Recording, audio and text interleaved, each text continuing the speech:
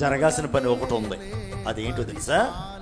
లోకాలను ఏలువాడు నీలో జన్మించాలి, నీలో ఉద్భవించాలి. లోకాలను ఏలేవానికి నీవు ఆశ్రయాన్ని ఇవ్వాలి,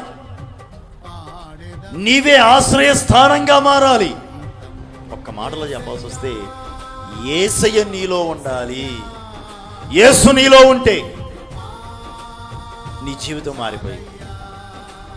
విలువలేని నీకు విలువనిస్తాడు ఆయన, ఘనతనిస్తాడు, మంచి పేరును కలుగు చేస్తాడు. కనులకు కలిగిన పేరు వంటి పేరును ఆయన నీకు కలుగజేయునుగాక. ఈ మాటను ఎత్తిపట్టి ప్రార్థన చేసుకోండి. ఆయన గనక నీలో ఉదయిస్తే విలువ లేని నీకు విలువ, ఘనత లేని నీకు ఘనత, పేరు లేని నీకు మంచి పేరును దేవుడు ఇవ్వడానికి ఇష్టపడుతున్నట్లుగా మనం నేర్చుకుంటున్నాం. పరిశుద్ధాత్మ వలన జరిగే కార్యం ఇదని మొదటిగా నువ్వు విన్నావు. మొదటి ప్రసంగంలో పరిశుద్ధాత్మ నింపుదల మనం కలిగి ఉండాలి. పరిశుద్ధాత్మ వలన జరిగే కార్యం ఇదంతా కనుక గమనించి పరిశుద్ధాత్మ దేవునికి మనము అప్పగించుకుందాం. ఆయన కృపకు పాత్రలు అవుదాం. అటు కృపా వాక్యాలు ప్రభు మీకు పరిపూర్ణంగా దయచేయునుగాక.